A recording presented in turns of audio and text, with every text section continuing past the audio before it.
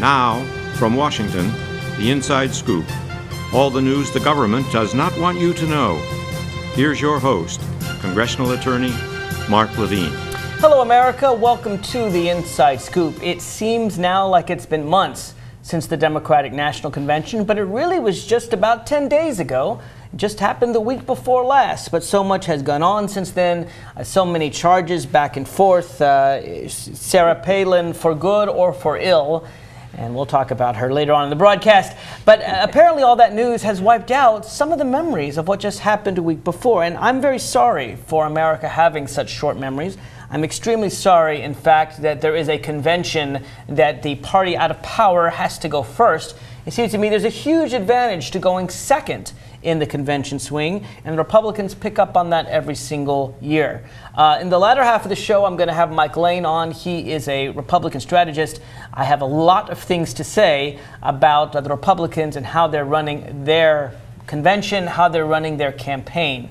It's quite critical. You'll want to stick around for that. But before we get to that, because I want to make sure that what happened in Denver 10 days ago, the magical moment at Mile High Stadium that I was there for, that my guest sitting next to me was there for, I want to make sure it's not forgotten. So I want to talk about that with Shannon Sullivan. Now, Shannon Sullivan is an official delegate to the Democratic National Convention from the state of Virginia. She's the Strategic Affairs Representative for the United Food and Commercial Workers. Shannon, welcome to the Inside Scoop. Thank you so much. So let's talk about Denver. Let's put aside the last week or so. We're going to get to that. Breathe in, breathe deep. Negativity out. Negativity out, positivity in, McCain out, Obama in. Now, tell me what you thought of the Democratic National Conventions. What were the best moments in your view? Well, first of all, this was my first convention, so I didn't know what to expect. I thought, as far as the showmanship of the actual convention, it was top-notch. It was beautifully presented, and I thought the flow, Democrats aren't always accused of running the most, streamlined and efficient production. It was beautiful. One thing led into the next, and as far as the backdrop, they really hit their time codes. As a member of the press, of course, I was there too, and I do remember past conventions where you have them speaking late into the night and all at the wrong times. Barack Obama runs an efficient campaign. He runs an efficient convention. You had the right music, the little interludes. It's kind of like a baseball. The big jumbotrons flashing to people. Dancing in the audience. But there was definitely an energy. I think that has to be one of the main things that I can remark on. That people were they're geared up. There has been something. It was almost cathartic in a sense. It was beautiful. I just remember sitting at Mile High Stadium, and the air was perfect. It was absolutely perfect. I mean, it was maybe, 65 degrees. Slight wind. Slightly cool, slight wind, not too hot, not too cold. Beautiful sky. I don't believe the monsoons that were prayed for. No, focus on the family. James Dobson told all of his people, pray for rain, pray for monsoons, pray for typhoons. Don't think there was a cloud in the sky, to be honest. And apparently, either James Dobson is not a good Christian, or God doesn't listen to the prayers of James Dobson, but clearly there was no typhoon. Indeed, the typhoon, as we know, went to the Gulf Coast, damaged a lot of people down there, and delayed the start of the Republican National Convention. I don't think that God listens to such pettiness I don't believe so either, and I don't think, frankly, such pettiness should be prayed for. But I remember that magical evening, looking at the hope of the people around me. People actually thought our country can change, that we could get out of negative politics, that we can actually talk about what we believe in. And one of the things that struck me is that Barack Obama's speech was full of specifics. It was beautiful. Oh, absolutely. It was for one time ever, you cannot, well, I shouldn't say that. I think we're always very precise in what we stand for as far as our platform. But he presented in the clearest of eloquence that he's able to deliver. Have there be no question. This is what I stand for. And listen up, Americans. I'm going to cut your taxes. No. Listen, I'm going to cut your taxes. He almost repeated it 2 or 3 times. He said, now listen up, because they're going to, in the essence, the subject was, they're about to lie about this to you. Yes. So let me make it clear. Yes, I'm going to cut your taxes. 95% of you with children, you're going to get a tax cut. This is a very large tax cut, and you're going to get it. And don't listen to the lies. And he just was very specific. Universal health care, Iraq, energy, self-sufficiency. I was very impressed that he managed to both inspire us but also be very specific. Well, I thought it was also unifying. He hit the whole, we're accused of it all the time, guns, gods, gays, and immigration, the new one. Right. You know, surely we can agree.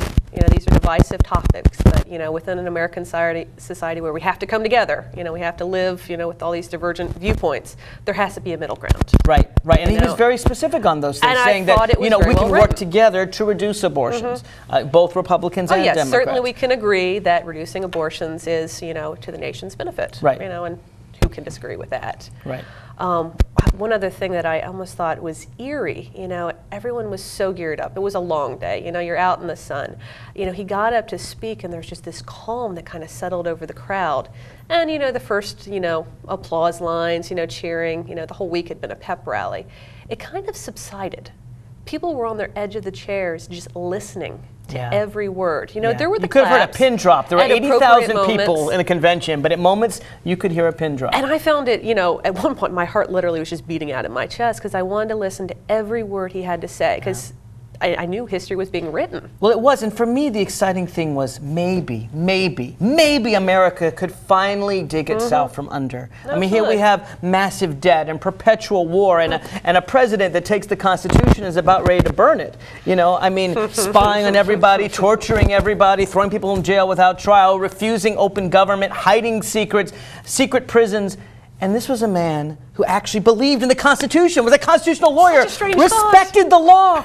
I hadn't heard of a president respect the law in 8 years.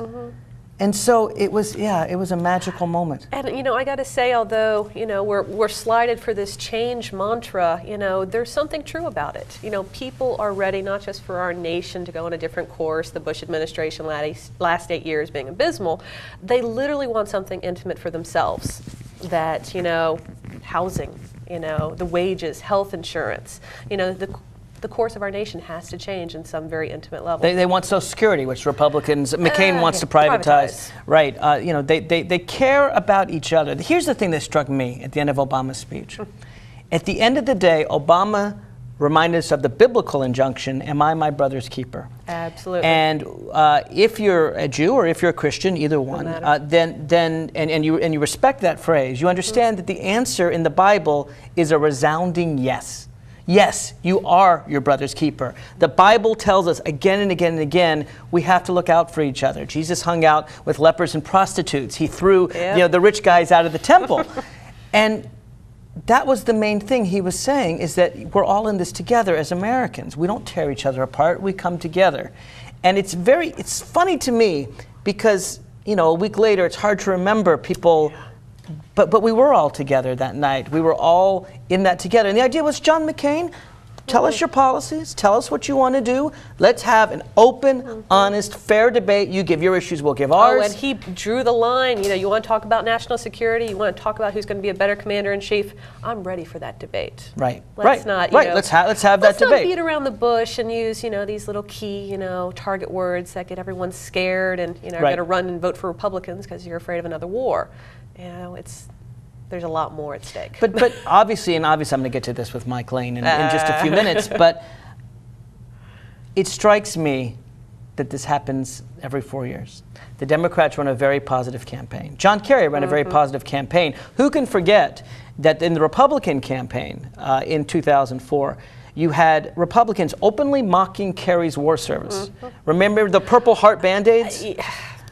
Saying Kerry is a traitor because he only won, 3 crosses and 4 Purple Hearts. Not a single Democrat ever mocked John McCain's military service. Is it because we respect the military more than the Republicans? There could be some slight truth to that. I just think that... Well, I think we're able to understand depth and complexity to the issue. Vietnam was very controversial. Right. And a lot of people that served were hurt by it. Right. The mixed media that was thrown at them.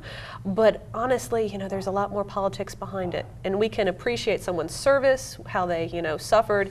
And disagree with their positions on the issues. I think without denigrating them as a person. Yep. It's amazing to me because there's so many things that could have been said. Everything from McCain doesn't know how many houses he has. I do believe that dissent is the ultimate form of patriotism. Cheating on his wife. There's all these things you could have brought up. Oh, they could.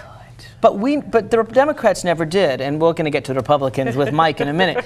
But he does have a thing for beauty queens, though, doesn't he? We'll find out. At the end of the day, though, just give me some of your impressions of the convention, just moments you remember, either talking with Virginia delegates or out in the stars, whatever you want. Yeah, you know, there had to have been actually that last moment, you know, when Obama had finished his speech. And, you know, I can have my emotional side, and I think, you know, knowing you're in that moment, you're almost ready for it.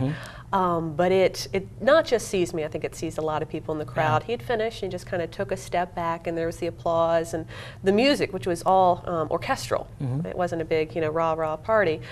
And he just had this dignified but very calm expression on his face, and it was against the backdrop of this huge stadium. I don't think we've, you know, really talked about it's hard to convey. 84,000 people, and all the believing as flashbulbs one, you know, are just all going off. Right.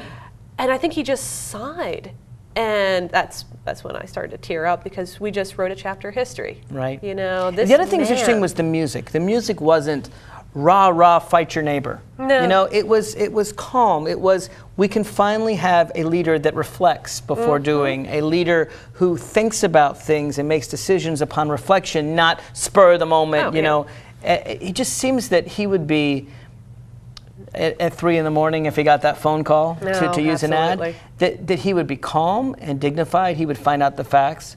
I think and it figure out what to do. emphasized that we wanted it to be about his words. Not, you know, not the emotion that it provoked, you know, not the big party that it was all played up to be. You know, this was, you know, bringing 84,000 people together, 38 million, I believe, that watched it live on television. That there's a lot more, you know, than just this big party. The other thing that struck me was there was no demonizing of Republicans. When Republicans were mentioned, there was polite clapping. John McCain's service got polite clapping. He was repeatedly, and I almost got frustrated because it happened with every speech. The honorable man, John McCain. Right. Yes, his service is honorable, but, you know, well, we've learned in the last week he's unfortunately lost all of his honor that he once had. I'm going to get into that in a minute. A little bit. But it just struck me that Democrats don't demonize their enemies. They don't have to, because Americans agree with them on the issues. It's only when someone doesn't agree with you on the issues you have to be a demon. It's like when someone argues with you and you're right. You know, you say 2 + 2 is 4, and they say 2 + 2 is 5, and you say, no, it's 4, and you prove it right, and then they start calling you names. Ad hominem attacks. Why? Because they know you're right. When you do that, but here's, I guess, my fear, and I'll admit it, no question about it. Are Americans intelligent enough to see the difference between issues they believe in and a demonization campaign? If they support Obama on the issues, as 70% of Americans do, will they follow through with their support, or will they fall to the demonization that the John McCain campaign wants to start? I wish I had that crystal ball. I mean, if it That's came what scares down me, to honestly. Obama's own words, and I think it needs to be repeated again and again and again, because he's not this celebrity. He is only there, and he said it in his speech, because of every single person that gave, you know, $25. Right. Which is also amazing when you think about it. That was his average donation, was $25, whereas McCain has all those corporate interests. That he has been lifted up by people's faith in him, you know, what he's being able to provide as far as promise and change, and that whole message of, you know, doing better for our nation, that people are the ones that have lifted him up as a spokesperson, but it's really this grassroots movement that is the core of the campaign. Well, thank you, Shannon, for coming on, for reminding us of what happened 10 days ago. I will give the other side, folks. I'm going to bring a Republican on who's going to defend their conduct last week. But let me ask you this. Whatever you think of McCain and Obama, whatever you think of the conventions, I would encourage you. It's online. Watch Obama's speech again. Absolutely. Don't let Palin saying he eats arugula lettuce be your last thought in your mind. Listen to Obama's plan for America before you vote this November. We'll be right back with Mike Lane right after this.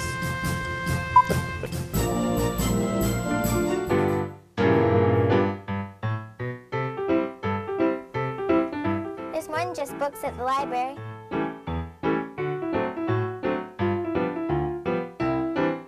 There's more than just books at the library. Excuse me. There's more than just books at the library.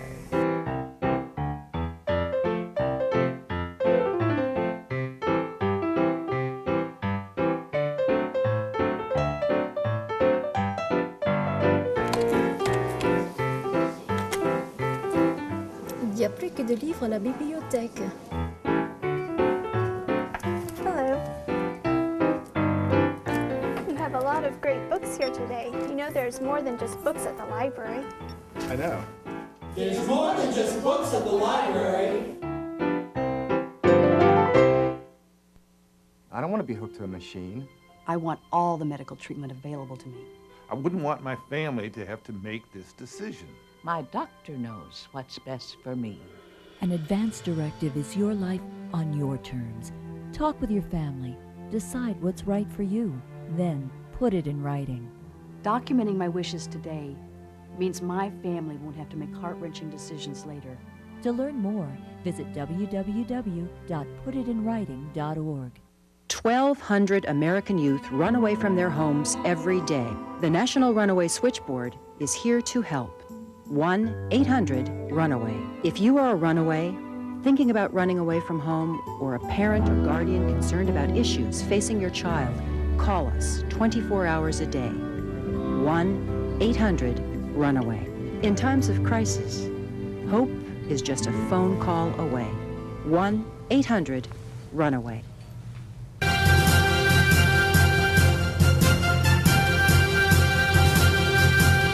Here again, the Inside Scoop with Mark Levine.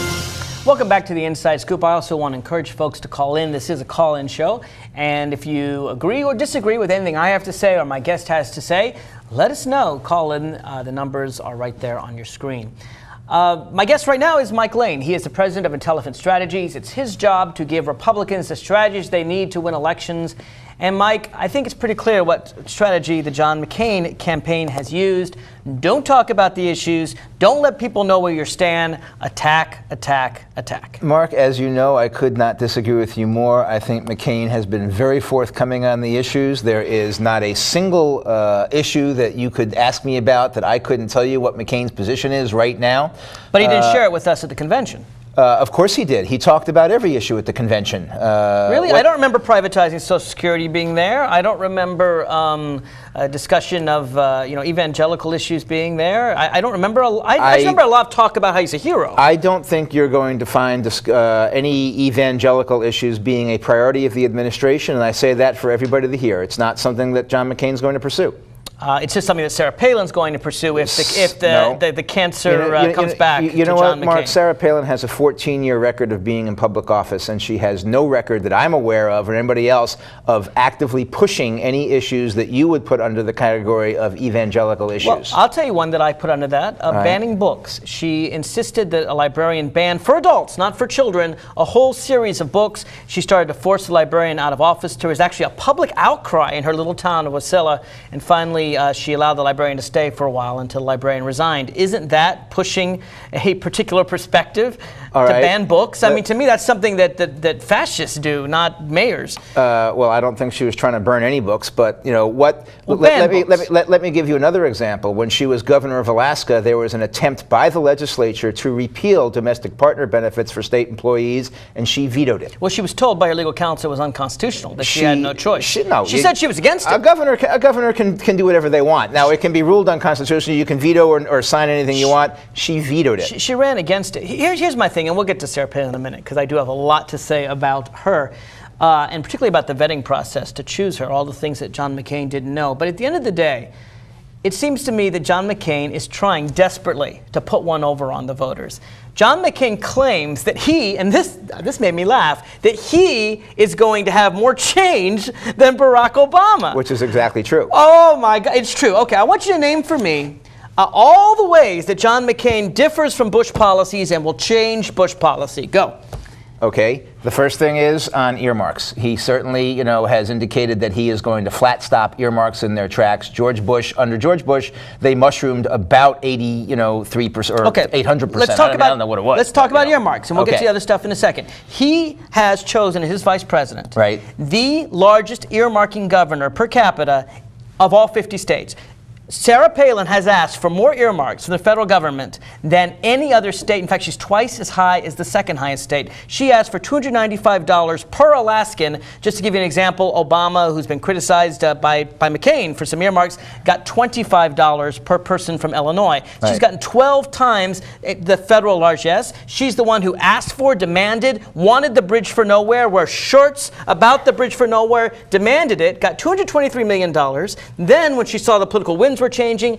1 month after John McCain criticized the deal, she said, oh, well, I'm against it too, but she kept every single dollar of the money and won't give it back. This is Mrs. Earmark. She came every week, not every week, every year to Washington, lobbyist in tow, demanding earmarks, and in Wasilla, Alaska, she got $27 million for a town of 5,000 people. That's more than $5,000 a person. This is a woman who rakes in the pork. Okay, Mark, first of all, no governor demands anything of Congress. If you demand things, you get nothing. So, you're mischaracterizing the entire way the whole thing happened. Now, you have to understand your constituency. What's your job? Your job as mayor of Wasilla or as governor of Alaska is to protect and promote the interests of your particular people. Now, when she vetoed the bridge from nowhere, she didn't veto the bridge from nowhere because people from Montana and people from Virginia and people from New Mexico were sending their funds up to Alaska to build the bridge from nowhere. She vetoed it because there was an attendant contribution from the Alaskan Treasury that was necessary to make that happen, and she was going to protect the taxpayers of her state by vetoing it, not having them do it. As vice president, she will have a new obligation, which is to protect the taxpayers of the United States. You can bet that between her and John McCain, earmarks are going to be a thing of the past. They're on record for it. It is going to stop dead in its tracks, and they are going to take Congress on, and Congress ain't going to like them. They're not running for Miss Congeniality anymore. They're running for president and vice president, and they're going to win. So she loves earmarkers. Change is coming to Washington. So let me understand this, your argument here. She loves earmark. She's the biggest earmarking governor in the United States. She got $5,000 a person for her town from you and me, from taxpayers, compared to, just for an example, I looked up Boise, Idaho. Boise, Idaho has 200,000 people and got some $5 million in earmarks. She had 5,000 people and got $27 million in earmarks. So in other words, while everyone in her town got $5,000, everyone in Boise, Idaho got about 20 bucks. The point is, the queen of earmarks, the woman who is in charge of the biggest pork in all of America, the one who worked with Ted Stevens and Don Young and praised the largesse, the woman who not only wanted the bridge for nowhere, but then after Congress said, this doesn't look to be so good, John McCain started criticizing, kept the $223 million and refused to return it. Ms. Pork is going to suddenly switch on a dime and say, I don't believe in pork, I don't believe in earmarks anymore. That's what you want people to believe. Mark, you fundamentally misunderstand everything you learned while you were working in Congress. Governors don't demand things. Governors don't have earmarks. What happens is you don't tell Don Young or Ted Stevens anything. Those are two of the old bulls of Capitol Hill, both of them under investigation now, I might add. They are the master appropriators. They bring home the bacon to their own state. Nobody tells them what to do or what not to do. If you do, then you just get crushed. If you look at the things that came to Wasilla, you will note that probably, I'm sure she said, well, thank you very much, but the vast majority of things were that she neither sought nor asked for. They were just given to her on a silver platter by the appropriations process, and she took them and said, thank you very much, as any mayor should and would do. Here's what you do. When the game's played one way, you play by the rules of the game. When you have a chance to change the rules of the game to something else, you change the rules and then you play by the new rules. But why would you cut your nose off to spite your face when the rules say this is how you play? It's funny, you say she never sought or asked for these things. I actually have a T-shirt. She's in a T-shirt that says "Bridge to Nowhere." I said most of them. I didn't say all of them. Right. I mean, you know what? She proudly says how she worked with Don Young and Stevens. By the way, you used to defend them before they were indicted. I remember that on this show a few weeks ago. Actually, I don't think Don Young's indicted. Only Ted Stevens indicted. He's going to be soon. Well, we don't know that. I'm willing to give him the benefit of the doubt. We'll see. But she worked with them. Here's the thing. Here's my point, and it's not so much about Palin as it's about McCain. There are people in Congress, there are Republicans in Congress who are out to stop spending, who are out to stop earmarks. I'll give you an example, a name you know well. John McCain. Jeff Flake. No, not John McCain. Jeff Flake, Congressman of Arizona, is known as Mr. Anti-Earmark. He's the guy that goes to the floor and fights every single one of them. He is a hero in your party, extreme minority, because your party always beats him up. But he's someone who really wants to stop earmarks. John McCain, if he wanted to stop earmarks, could have chosen someone who's at the forefront of this, Jeff Flake. Instead, he chose the biggest earmarking governor of all the 50 states. Well, there's actually another one bigger than Jeff Flake, which is Mike Pence from Indiana. Mike Pence is too. I'll give you Mike Pence. But he could have chosen him. What you do when you put together a ticket, Mark, is you don't, usually go out on the ideological limb. We'll be right and we'll lose. You look for somebody who can put a ticket together that balances and appeals to the public and can help you get the votes you need to win, because after all, ultimately you need to win. Even Barack Obama knew that he needed to win when he picked Joe Biden to fill in all the holes he has on his resume and see if he could balance his ticket and see if he could come up with something that would appeal to the American people. Now, if you look at the polls that came out this morning, he apparently made an error in judgment on that. But right now, Barack Obama chose Joe Biden for political reasons and not for any other reasons. It's okay. And I'm willing to grant you that John McCain considered politics when he chose Governor Palin. I'm glad you're willing to grant it, because I think it's one of the most cynical choices in a generation. Best choice that we've had. And we'll talk more about that. But here's what I guess I'm trying to say. You said, and I'm going to ask you for more, that change that John McCain would make from George Bush is earmarks. And yet what do we find? We find the same old Republican Congress that did all those earmarks before, and you find if John McCain picks the leading earmarker. So it doesn't seem to me like there's going to be much change, but he says he's going to change. Well, we disagree on that. Tell me this. What else will John McCain change? Where do his policies differ from George Bush? John McCain, unlike George Bush, has been a deficit hawk from the time he's been in Congress. Oh, that's so not true. Tell me all the programs he'd cut. He will actively pursue. Great. And you studied his positions. Tell me what he'd cut. Let's go. Well, I think you're looking at a pretty substantial cut in the farm program in addition to the earmarks. In the farm program? The one that the Congress overruled Bush's veto on? That's going to be very hard to cut. But all right. You do what you can. I'm going to look at his literature, because I would be surprised if that's in his literature, but I'll look it up. You say he's going to cut the farm program. What else? Let me bring to your attention and the viewers. Let me bring to your attention and the viewers' attention that it was a short 7 years ago when John McCain voted against the Bush tax cuts, thinking we should have them now. But he's flip-flopped on that. And I'll tell you why he flip-flopped. But he voted against the Bush cuts, and he said at the time, because he saw them as a budget buster that would create a deficit. He was against them before he was for them, but now he's neutered. He's no longer the maverick. He is now Cheney and Rove's man. Oh, Mark, he has spent 7.5 years being George Bush's biggest pain in the butt. No, he spent about 5 years, and he recognized that you can't win an election by running against your party. So he decided to cave in, throw away all his principles, lose all his honor, and do whatever the right wing tells him to do. Now, can't spend that much time running against your party. He ran against his party just last year in the immigration reform bill. And what did he do? He flip-flopped on that, too. No, he did not John McCain said publicly that he would not vote for his own bill. Right. Did you not hear him say that? And what he said was, I've heard from the American people, I understand that we need to do border security first, and then we'll come back and do the rest of it. He would not vote for it as a package. He would vote for them consecutively. Right. He wrote his own bill. The same and he wouldn't vote for his own bill. He will vote for the same stuff consecutively. And you call Kerry a flip-flopper? Folks, what do you think? You have the number, 888-488-MARK. Give us a call. Osama bin Laden calls getting nuclear weapons a religious duty.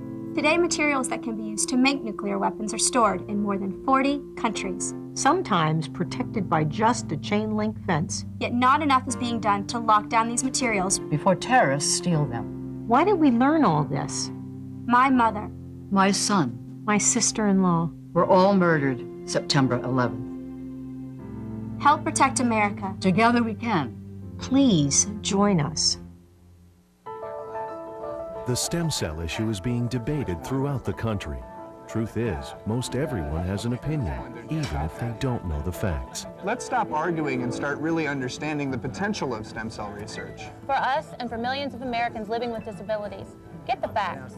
Call 1-877-842-3442 for free information from the Stem Cell Research Foundation. That's 1-877-842-3442. Following the tragic events of September 11th, there have been hundreds of violent attacks against innocent Americans. Remember what that flag you're waving stands for. Remember, please stop the hate. We're stronger when we are united. Remember what that flag you're waving stands for. One nation under God. Indivisible. With liberty and justice for all. In America, there's either room for everyone, or it's not America. Don't pick the wrong fight. Let's keep America land of the free. Stop the hate. Planning a home renovation? Put this at the top of your to-do list. Because after 10 years, none of you are protected against tetanus and another potentially fatal disease, diphtheria. A minor injury, such as a cut or a scrape, can put you at risk for a tetanus infection. And while safety gear offers some protection, an up-to-date vaccination called the TD booster is the best insurance against tetanus. So get the TD booster. If it's been 10, do it again.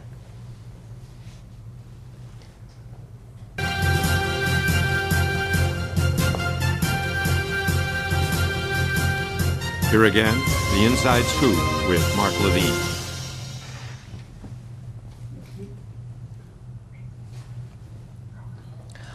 Welcome back to the Inside Scoop. I'm your host, Mark Levine, former congressional attorney, and my guest is Republican strategist Mike Lane. We're talking about, of course, the presidential election of 2008. What else is there to talk about? Well, there's the vice presidential choices. But basically, we're talking about the president and vice presidential elections.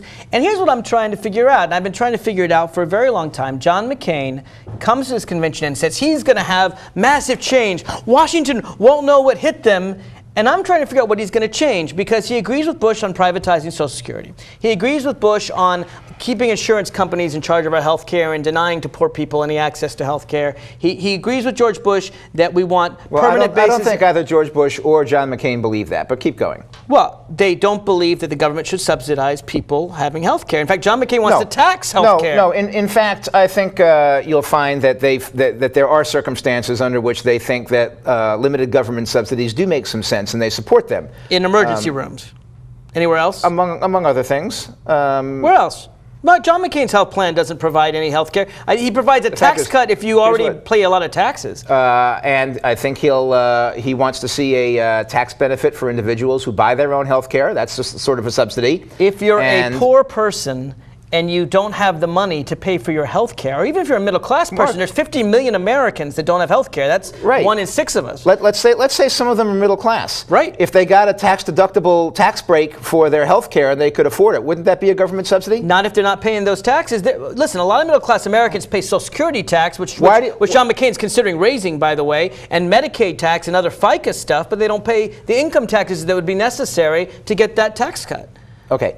Generally, John McCain believes that a free market approach will work much better to most programs, healthcare happens to be what we're discussing now, than massive government intervention in the marketplace, which distorts things and never provides the kind of service or programs or benefit that you're really looking for. So I don't hear Canadians complaining, or English, or French. I hear them complaining all the time. Not at all. They have 80 to 85% approval. Now, you may talk to the 10%. Oh, Mark. The disgruntled 10%. Canadians and Europeans come here all the time for health care because they're not allowed to pay for it in their own country, and they know it's much better here. Look, we have a health care system that's the envy of the world. Canadians do not like their health care system. Because I think it's rationed. They have rationed health care in Europe and in Canada. It's just not something that we're going to go to. The American people don't want that. Maybe, Mike, if you have so many homes that you don't know which home you live in, maybe for them the health care is the best in the world. I don't doubt that Cindy McCain gets very good health care. Barack Obama's plan would say this: John McCain and Barack Obama get the same health care. It's provided by the United States government for all members of Congress. And Obama says, let's let other Americans buy into this same system. What's so wrong with that? Well, because the first thing is, when you have the government run everything, it's going to go downhill. No. Obama doesn't support no one's going to have good health care. There's a difference between Obama and Hillary here. Obama doesn't support government running everything. He supports it as an option for people who can't get health care otherwise. They can go to the government. Obama isn't banning insurance companies, but he thinks, though, and I agree with him, that when you have the government compete, they will win because they don't have those middleman costs that insurance companies do. But he's not going to ban them. Didn't Hillary Clinton beat Barack Obama over the head for about a month with the message that his plan did not provide for universal coverage? She did. And she was right. Well, her point was that not everyone may buy into the system. But Obama would allow everyone to buy in if they wanted to. That's his plan. His plan is actually less radical than Hillary's. You should appreciate it as a Republican because he doesn't force everyone into having health care. He says, if you want it, we will make it affordable to buy it. What's so wrong with that? Why is the government? I mean, why am I? I actually supported Hillary's plan, to be honest with you. Why am I sitting here buying your health care? I guess that's the question mark. You can afford your own health care. Why am I buying your health care? Why am I buying the people of Wasilla, Alaska moose? You know? That's a good question. Why am I Let's paying for a stop sports center in Let's stop Wasilla, that. Alaska, because we've got Sarah Palin going in with her high-powered lobbyist all the time? I think Washington should change. I am 1,000% with you on that, and that's what John McCain and Sarah Palin are going to do. They're going to change the way that operates. They're going to change the way. Start by giving me back my bridge to nowhere that I paid for and that she never spent? Go ahead, take it. That's $223 million that's in Alaska that she's keeping. No. She said, thanks, but no thanks, we'll keep it. That's from her campaign manager. I can give you his name. Mike Elderling. I even remember it. How you like that? Mike Elderling, her campaign manager, her campaign coordinator, in Ketchikan, Alaska, said of the $223 million, thanks, but no thanks, we'll keep the money. Okay, well, that was Mr. Elderling. I don't think that's going to stand. Speaking for her. I don't think that's going to stand. I really don't think that's going to stand. So she'll play politics and she'll give the money back? We'll see. Speaking of Sarah Palin, we'll see that coming back. Why is she hiding from the press? Is she in a secure location with Dick Cheney? Sarah, come out. Excuse me. You have to answer questions too. Does Tom Brokaw have some sort of birthright that he gets to, interview her and pass on whether or not she's qualified to serve in public office? I don't think Tom Brokaw has that birthright. You don't? I think I got to tell you, Palin is going to take her case to the American people, and the American people are the ones who will make the judgment, not Tom Brokaw and not Chris Wallace and not Bob Schieffer. You know what, They Mike? are not relevant to the process. I think since 1952, and I may be slightly off on my years, every single president and vice presidential candidate in the United States of America has gone on Meet the Press and addressed questions that the moderator was asking them. For a long time, most recently it was Tim Russert. There were moderators before then. Most presidential and vice presidential candidates understand that they should be able to answer tough questions from a member of the press. Everyone seems to understand it but Sarah Palin, because obviously she's got a lot to hide. You know what? And we can go through what she has to hide, the corruption scandals in Alaska, the fact that she seems to support this secessionist party, this really weird Alaskan independence party that her husband was a member of. She's going and delivering keynote addresses at their convention. They support secession. Okay. Aren't we done with the Civil War? She's got some crazy thoughts out there. You know what? No. The Alaskans are not done with the Civil War. She does not support secession, but let's talk about what the Alaskan Independence Party does. All right, let's talk about it. The Alaskan Independence Party is sick and tired of the rest of the country telling them what they can do in Alaska. They want to secede. And I disagree. And they have this little party that doesn't amount to much, that has a few votes, and it's worth courting and stuff like that. And, people go to it and they say, oh, will you help us? It's, the same thing as a Democrat in New York State going to the Liberal Party, or the Republican in New York State going to the Conservative Party. I don't see it as the same at all. Or as in somebody going to the Libertarian Party and say, support me. Look, tell me this. Alaskans are tired of being told by the other 49 states what they can and cannot do in their state. There is a little 3% party up there that says, oh, we ought to secede. They're worth courting. Come on, they're nice people. They're Americans. Worth courting. Let me tell you something. They're Americans. When is the last time you heard of a Republican or a Democratic candidate, and maybe you know of one because I don't, candidate for president or vice president, going to a Libertarian convention or a Green convention or even Bob a Barr. party other than he's no longer a Republican. He resigned from your party. He's now a Libertarian. That's different. I'm talking about someone running for Republican office and going to another party. Or running for Democratic office. I mean, I guess the example would be Joe Lieberman speaking at the Republican National Convention. He's going to be punished for that. The point is that you people can't punish him. You don't have the seats. You can't punish him. We can't yet. We will in 3 months. Give us a chance. Here's the heart of the question, though. You don't normally go and speak before a party if you don't have some sympathy for their goals. I saw Sarah Palin's speech before the Alaskan Independence Party. Maybe you saw it too. It was a video clip that she herself prepared. And she talked about Alaskan self-sufficiency. Now, I don't know. I'm of this weird notion that we 50 states should have trade among us and really shouldn't try to be self-sufficient. Maybe if I supported Alaskan independence, I'd care about self-sufficiency. Why did she use those words? Mark. She was playing to them, and you know it. They have self-sufficiency. It's a very well-run state. The New York Times has already editorialized. I doubt they get oranges. I don't think they grow oranges. It's one of the more difficult states to run. No, it's an easy state to run. They get all that oil revenue. Well, tell the New York Times that, because the New York Times says it's one of the more difficult states to run. Now, what do they object to? I see that, New York Times. They object to the fact that the rest of the country tells them that they can't drill in Anwar. Okay, that's pretty much the issue right down there. This is not a national treasure. This is an Alaskan piece of real estate. She can agree whatever she wants on Anwar. 98% of Alaskans want drilled on, and their whole point is if Teddy Kennedy and Barack Obama and Joe Biden are going to tell us what we can and cannot do in their state. Can you imagine Alaskans telling Joe Biden what he could do in Wilmington? Oh, come on, please. You know, Joe Biden wouldn't let them secede. He'd kick them out of the union. It's so federal we're talking land. Does that mean that in Vermont they can taken, kick out taken against Alaska's taken against the free will of the Alaskan people, appropriated in a midnight raid in Congress? I would think Vermonters would probably want to get rid of some military bases in Vermont that are federal land. Do you support Vermonters' right to get rid of military bases? I don't think so. No, I don't support. It's federal land. No, it's I don't, federal government-owned land. I don't support the right of Alaska to secede. I'm saying I'm glad to hear it because I'm not so sure about Sarah and Todd Palin. Well, I'm Todd Palin. Who cares what Todd Palin thinks? Who cares what he thinks? No, wait a minute. Sarah Palin, your party has Sarah been. Palin does not want secession of Alaska. She thinks Alaska is the great 50th state of this country. It is, or 49th, excuse me. And there's no way that other than just courting a few votes and perhaps even doing something to make her husband happy, that there was anything more to that. Look, your party has done its best to demonize Michelle Obama, to suggest that her views matter and that she's important. I mean, you've said all kinds of things. Oh, Michelle Obama doesn't love her country. I've heard all these things from the Republicans. Who in John McCain's campaign said that? Well, it's been your party. Right? Okay, who in our party said that? Well, I know Rush Limbaugh said it. I know Sean Hannity said it. I know Bill O'Reilly said it. You know what? I can't say that for sure that anyone in the McCain campaign said it, though I know that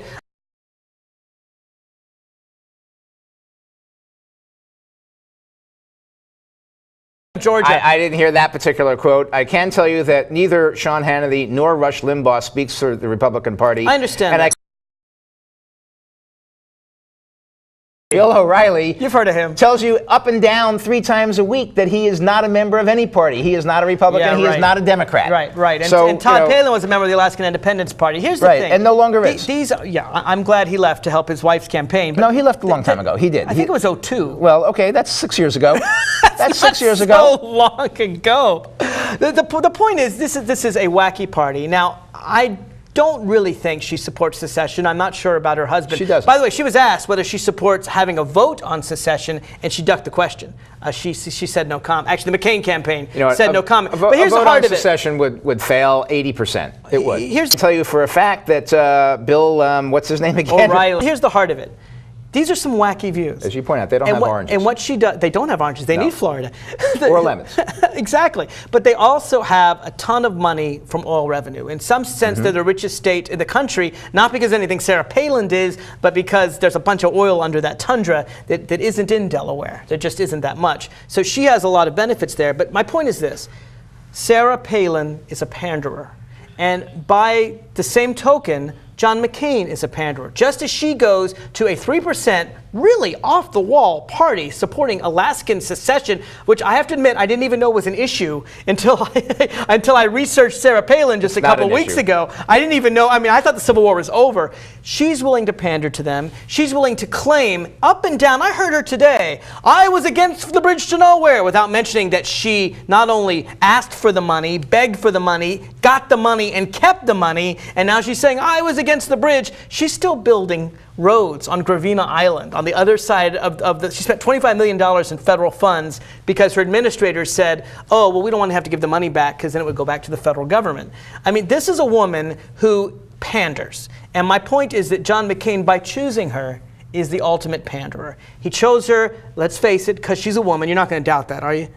I think there were a number of considerations that went into it, and I think the fact that he made a historic choice and chose a woman for Vice President of the United States on the Republican ticket was certainly part of it. But I think her leadership, her experience, her maverick reputation, how is she a maverick her when she supports earmarks? Her achievements as mayor of Wasilla. I mean, Mark. Achievements. Let's look at what's gone on so mayor far. Of Wasilla. Wait, Mayor of Wasilla. She hired an administrator. You know that. She didn't run the city herself.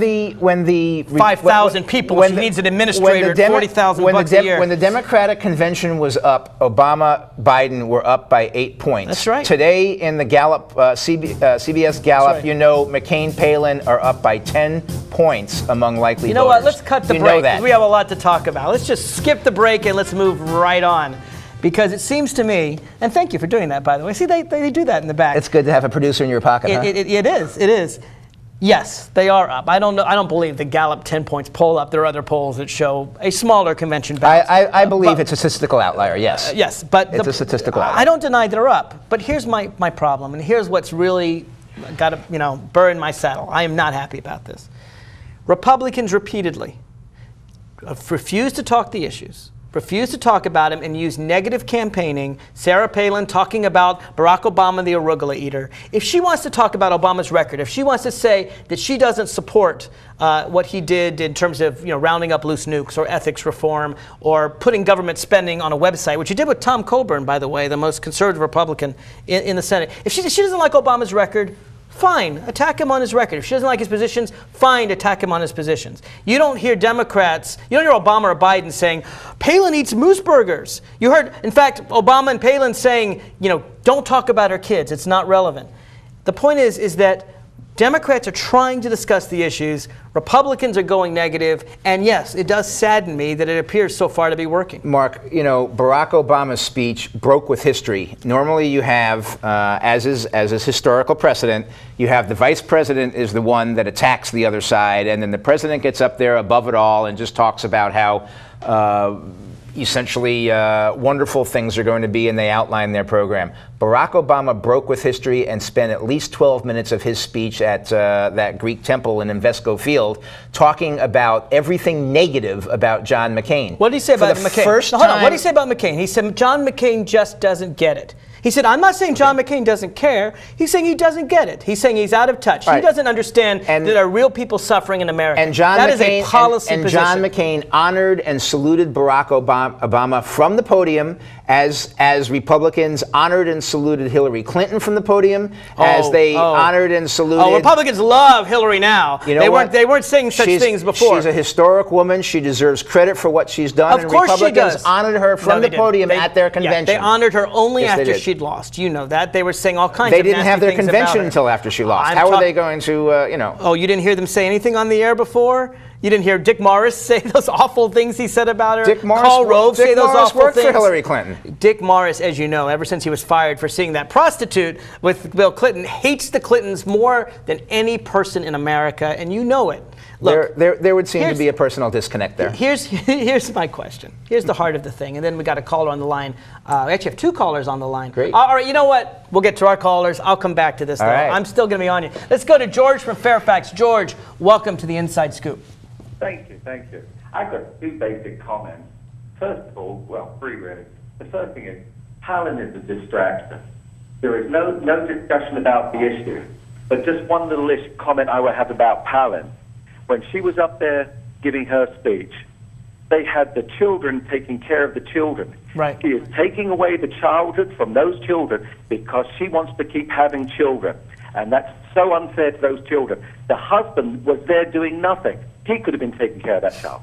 But the bigger issue is the distraction. What we have is a fundamental problem with McCain's economics. He is basing his economics on Milton Friedman.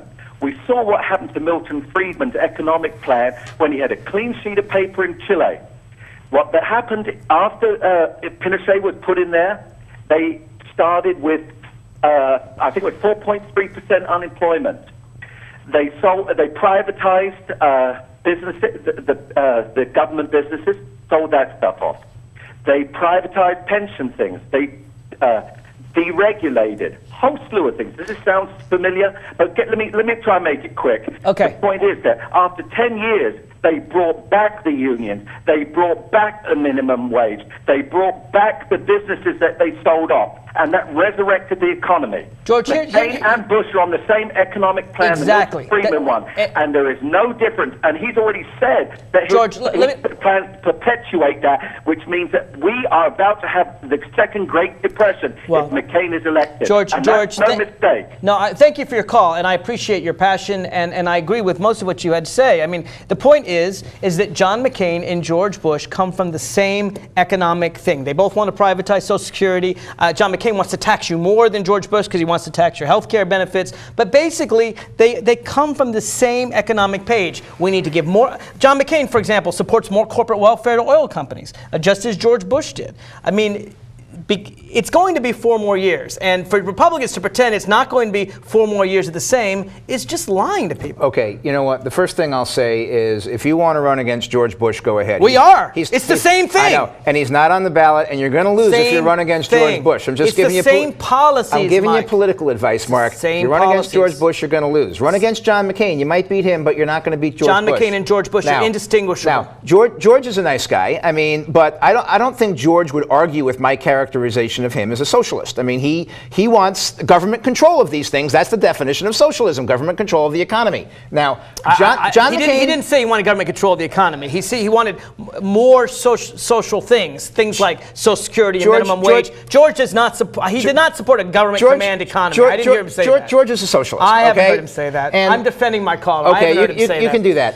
What John McCain and Sarah Palin believe is that... Isn't it Palin, by the way? Palin. Okay, I'll go for Palin. That's fine. I think it's Palin. Is that the free market is the best arbiter and provider of economic freedom and opportunity, far superior to any government bureaucrat sitting there deciding what's best for you in your economic life. And I'm pretty certain what we're going to do... Free market. I got to show you the front page of today's Washington Post. Republicans claim they believe in the free market, but when they have unregulation and you have companies that fail, the United States seizes control, and guess what? Taxpayers have to pay trillions of dollars. I don't know how many it'll be. They have trillions of dollars, in assets, billions of dollars, to companies that fail. Why is it? Well, they have trillions of dollars in assets, but we're going to have to pay billions of dollars to bail them out, probably hundreds of billions of dollars. It may turn out that we don't pay a thing. Why is it that McCain and Bush and all of them want free market until the rich guys get in trouble, and then we taxpayers have to bail them out? Okay, this is a Hobson's choice. First of all, yes, the taxpayers are going to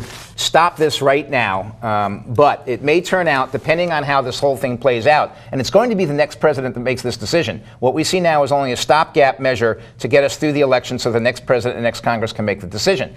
But what we have is essentially 2 quasi-government agencies created by the Democrats, by the way. These are Democratic ideas. And they used to be owned by the government. And once we made them private, they failed. They artificially manipulate the market, and they create things that shouldn't exist, and we get ourselves into this situation. Simple fact is it's a Hobson's choice, Mark. These organizations are too big to fail, you know okay? What? These things fail. Mike, no, these I want to protect them too. These things fail. We are dead in the water. We're talking worldwide depression if they fail. I want to protect them too, but you know who I want to suffer? I'm willing to compromise our values on this particular thing because the alternative is so much worse. I want them to succeed as well. The answer is this: if the private market can't handle it, then we need to put them back the way they were when they were first created. Fannie Mae and Freddie Mac used to be owned by the government. Get rid of them. They did a wonderful thing since the Great Depression. As soon as private interests took hold of it, private interests got extremely rich off taxpayer dollars, and that's unfortunately what your party keeps believing in. I got to go to a caller though, because he's been holding a long time. Bill from Falls Church. Bill, welcome to the show. Thank you, and I hope that you'd let me finish this comment before you interrupt me. Depends on how long you go, but start. Okay. Obama is on record as opposing the Born Alive Infant Protection Act. That means that a baby out of the womb, in the opinion of Obama, can be with medical treatment can be withheld from that baby and the baby let to die. It's not true. That is true. Absolutely untrue. And I know this. I've studied it for myself. No, are you talking about the Illinois law or the federal law, first of all? I'm talking about the federal law. The federal law is even easier. See, you've interrupted me. You're not letting me finish. Well, because what you said is false. Well, you interrupted me. You're going to let me finish. I know, but it's absolutely false. You're going to let me make my point. I know, but you just said something that's clearly false. Let me make my point and then interrupt me. All right, you said something that's false. Go ahead. Okay, well, that's your opinion. No, it's a fact. It's absolutely false. No, your opinion's not fact. It's your opinion. It's not my opinion. Under your Illinois, opinion is not fact. My opinion is fact. Your opinion is false. And under federal law. Okay, so let me finish my comment. So you've interrupted me. You've done exactly what the liberals do. Barack Obama agrees with that federal law. That is the fact. If you have another point to bring up, go right ahead. Point. Bill, this is Mike. Isn't the real focus of what Barack Obama supports and what he voted for that you can withhold medical treatment from a child that comes out of the womb through a botched abortion?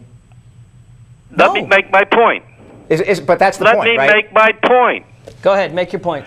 Okay, so Obama is in favor of, he agrees to withhold medical treatment from a human being outside of the womb. You know what? If you have proof of that, put it on my website. Show everyone to see it. Now, his administration is going to do a health care plan. You can withhold medical treatment from fully developed human beings? What about the elderly? That's as much of a lie as claiming Barack Obama is a Muslim. That's just silly and it's false, and I've heard these slurs before. It is a slur. Look, sir, if you want to ban abortion, even in cases of rape or not in cases of a rape, that is an issue that Obama and McCain disagree on. Palin thinks that if a 12-year-old girl is raped by her father, she has to have the baby. McCain wouldn't go that far. Obama supports Roe v. Wade. They have differences on that. None of them disagree on withholding medical treatment to anyone born outside the womb. And I know you think that, but here's what I want you to do. Go to my website, radioinsidescoop.com. All you have to do, post for me any link you can find on it. I worked on that bill. I know that bill. And the answer is in the federal, I worked on the federal bill, not the Illinois bill. In the federal bill, Democrats all supported it. Republicans all supported it to the extent it didn't change current law. They voted for it. To the extent that it tried to undercut Roe v. Wade, they were against it. But it had nothing to do with the law. The law, by the way, says that any time you have a child outside the womb, you must give it medical treatment, in fact, unless a doctor feels that it would not save its life. I mean, you don't have to give medical treatment to a terminal anything. And that's the current law now. It doesn't make sense to give medical treatment to something that's going to die in 10 minutes, something like that. My understanding, well, first of all, the bill that you worked on was before Barack Obama came to the Senate. So that's true, but they repeated it. But my understanding of the Illinois law was that he did not support a law that would have the same requirement. That no, because the Illinois law was different from the federal law. The original Illinois law had language in it that could be seen as overturning abortions. And he wanted to protect women's right to choose, but it was already illegal under Illinois law to harm a baby that's born. We'll agree to debate this one again because my understanding is different than your understanding, so we'll go ahead and check it out, and I look forward to a return invite. Absolutely, because I mean, I've studied this. This is one of those things, I got to say, that pro-life advocates do precisely to confuse people, precisely to trick people. It's ridiculous. There are laws in every one of the 50 states and federal law that say that a child that's born that you have to treat like any human being. It's in every state. So what do? They say, let's pass an additional law, one that has zero effect on children that are actually born, but let's pass one that defines life as beginning of conception so that what we'll do, it's very tricky. They'll say, if you vote for it, then you want to overturn Roe v. Wade. And if you vote against it, well, then you want to kill children. When actually the law does absolutely nothing except weaken abortion. Let's talk about what Democrats do. Now, I sat there and watched Chuck Schumer on television about 2 weeks ago on one of those Precious Sunday talk shows that we were discussing before. And Chuck Schumer sat there and assured me in America that there were going to be 61 Democratic senators come January.